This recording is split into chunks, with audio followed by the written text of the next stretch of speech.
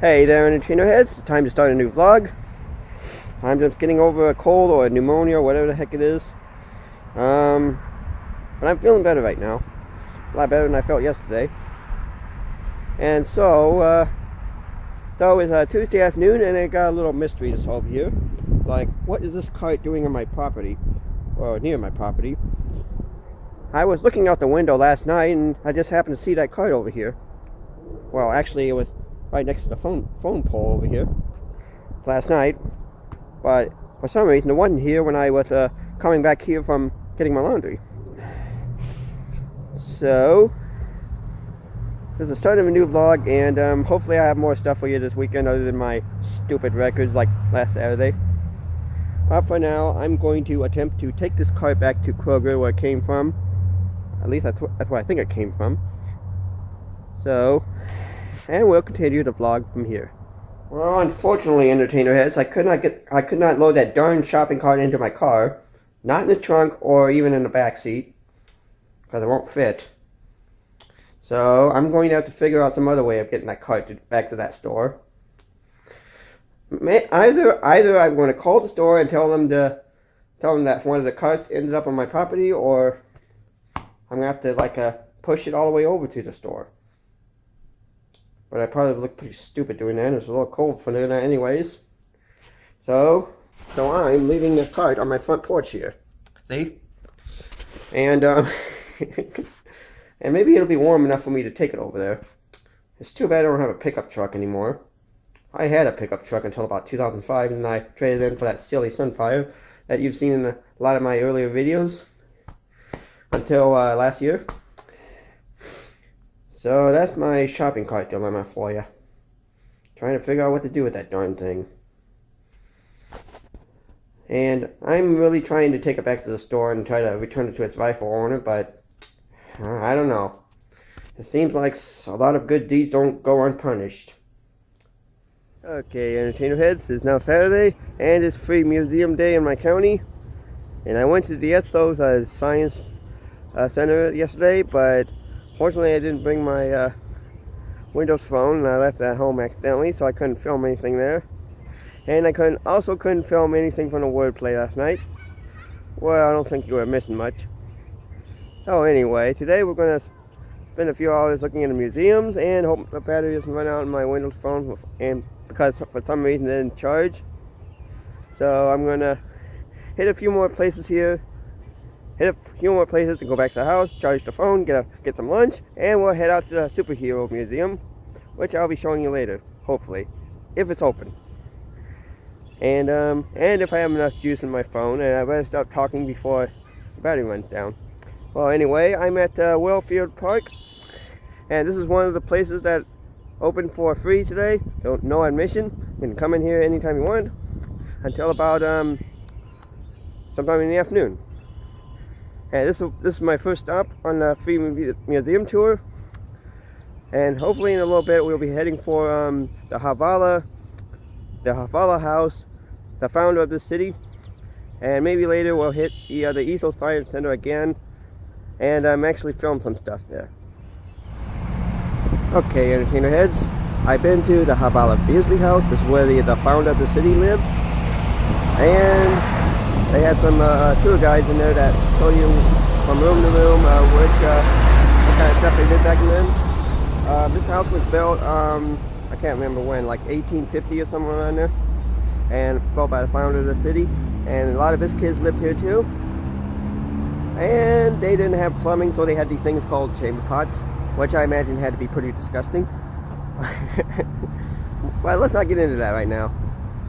So our next stop is going to be the ETHOS Science Center, where I been to yesterday, and I couldn't film because I forgot this Windows phone. So we're going to head there now, and hope the battery doesn't run down. And over here is the statue of the guy who lived in that house I just toured. And for some reason, there is something strange on his head. I don't know what that is and how it got up there, but it obviously doesn't belong on the statue. And I don't know why his hands are in his pants too. Perhaps we don't, but we're better off not knowing that. Okay, entertainer heads, we are finally at our next stop on our free museum day tour. And you remember that ugly building that I vlogged about last summer? That I kept changing from color to black and white and black and white again? Well, this is a building. This is none other than the ETHOS Science Center, sponsored by Leopard Corporation. And it's basically like a science museum, but it's kind of a low budget science museum. And the purpose of this place is to teach kids about science and engineering and robotics and other cool stuff like that. Because the corporations are thinking up some kind of a gap where they need to educate people on things like that. And I don't know why those horns are blaring. Probably because of this bus behind me.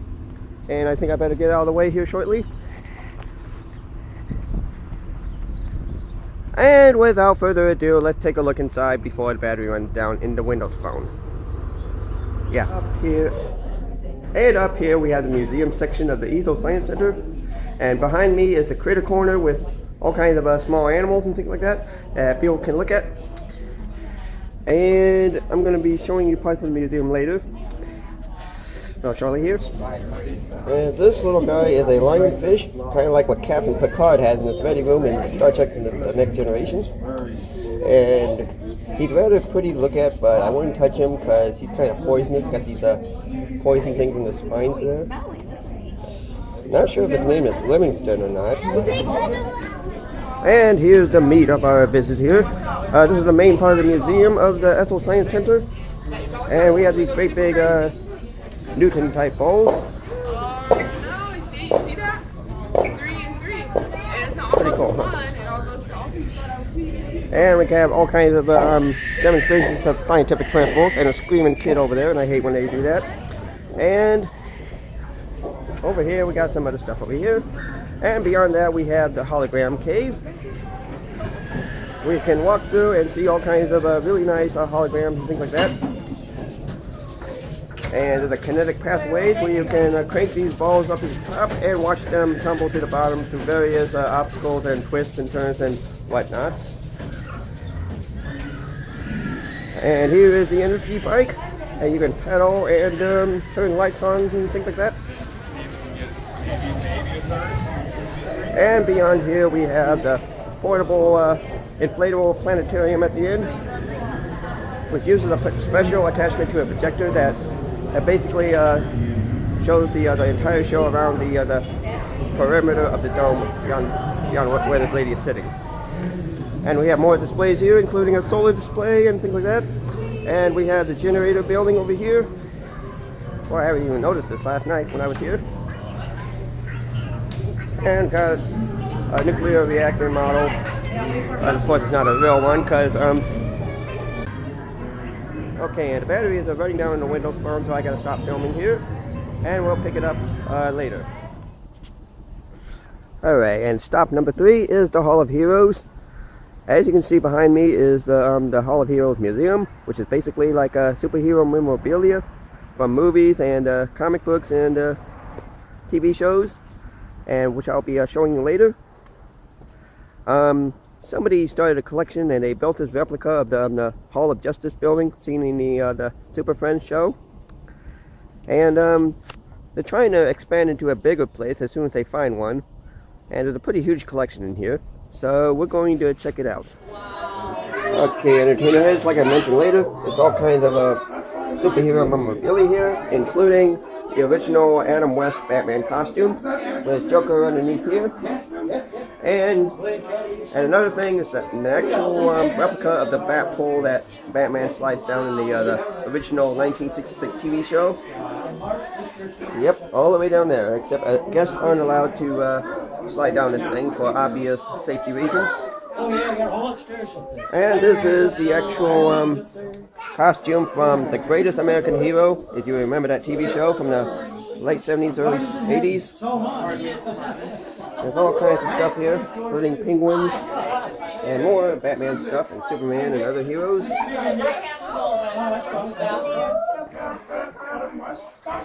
Oh yeah, and an autograph picture from Bob Kane, the original artist who did the Batman comics back in the day.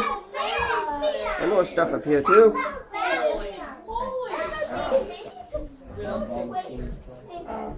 And I'm not sure what this is.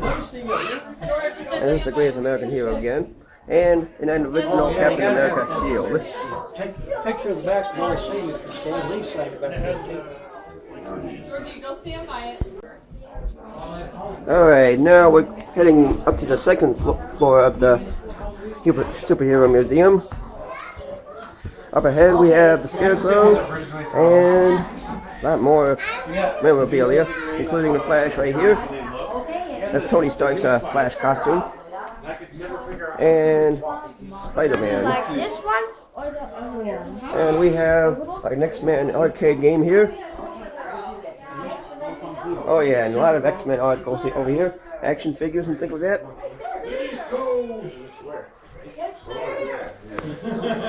Oh yeah, lots of stuff to here.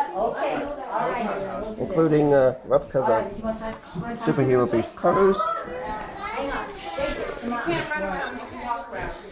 And over here we have All of Justice, which is just like the exterior of this building. And a Superman pogo stick. Yeah. And a lot of Green Lantern memorabilia over here. And here's the bat pole again, which again, visitors aren't allowed to slide down on it, except it probably like fall off the thing and hurt yourself really badly. And we really don't want that. Probably for insurance purposes like that. Alright. And here's Aquaman. And Wonder Woman. And a replica of Wonder Woman's invisible jet. And more DC comic type of heroes up here. I'm not sure who these guys are.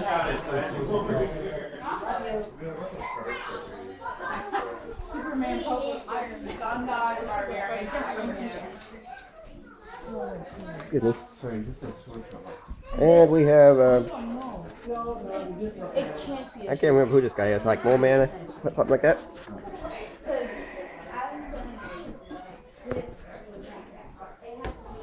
And look, it's Rocky Raccoon from the Guardians of the Galaxy movie. Which this kid probably isn't supposed to be playing with. And more superhero masks over here. A lot of interesting stuff here at the Hall of Heroes. Except during Halloween, this place becomes the Hall of Villains, which I would like to see in October, except I keep working at Legend Park, so I couldn't really come here for the Hall of Villains. Maybe we'll do that someday, Entertainer Heads, okay? And stop number 3 is the Environment Center in my city. And we're going to see what we can see here. We got trails and things like that. All kinds of nature stuff, much like the Wellfield, except bigger and more environmental. Let's see what we can see here, okay? And over here we see Rhodey the robot. Except he's not a real robot, and hopefully he won't have a virus like Mapper did a few months ago. Well, and over here we have a cabin. I think it's an eco cabin. I'm not sure why it's called that. We're going to take a closer look at it. And up the steps. And this is the eco cabin. Big deal. I think it's supposed to have like a environmentally friendly materials in here. Hey, look, that's probably how my new kitchen should look, with the blue stuff for the countertops. That's an idea for my new kitchen. What do you think of that, Entertainer Heads? And our next stop is the New York Central Train Museum, which is in downtown of my city. Excellent. Over here you see displays of old retired train cars and train locomotives, including this one behind me and this old 3001 over here. And we have indoor exhibits, which I will show you momentarily, with all kinds of model trains and things like that. Let's take a look. And I don't know if you can hear me or not with the train going past on the other side of on the tracks, but this is one of the old South Shore Railroad cars, and I've been on the South Shore several times. The new modern South Shore, and I've taken trips to Chicago by South Shore, but this is one of the older cars. And let's take a look inside of this old South Shore car. And it's definitely a far cry from the more modern South Shore trains. As you can see, the interior is like quite Spartan, and here is the laboratory on the train, which of course doesn't have the hand dryers like the modern South Shore trains, and also the restrooms and the more modern ones are located in the center rather than toward the ends here. And it's definitely a far cry from the modern South Shore trains, and there's also no Wi-Fi here.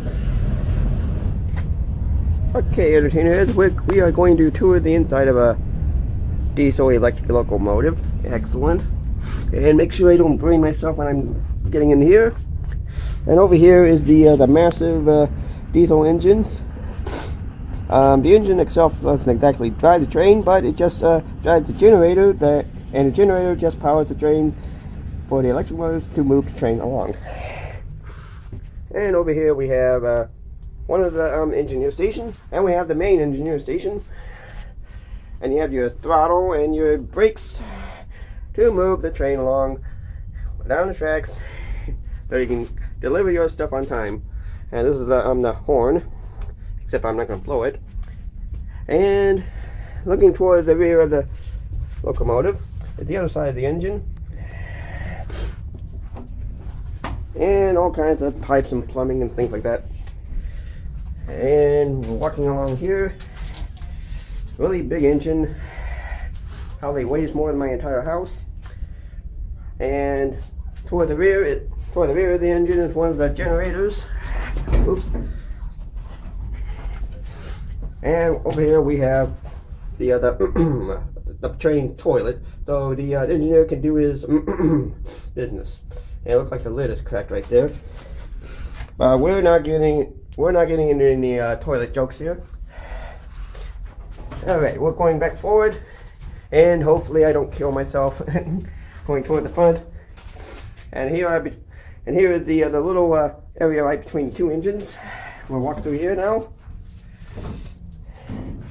And the other side of the engines, got two engines, 1, 2, and we are going to step out of this locomotive, and hopefully I don't hit my head right up here, because that would hurt. And there you got it. Your trip through an antique diesel electric locomotive. And as promised, Entertainerheads, there's the impressive model train collection here at the train museum. Excellent. And this is the eccentric locomotive, which is kind of like the real one outside, the old 3001. And we have a little carnival here on top of the hill here, with a double Ferris wheel and another Ferris wheel and a carousel and a bandstand. Well, there's a carousel and that flying looking globe thing with the rockets around it. And little villages. And a crashed plane. And we're not going to get into what that bear is possibly doing the girl down there. Well, anyway, more trains. We're going to go around the corner here. And more model trains, including this train station over here. A factory. We'll zoom in on some of the details here.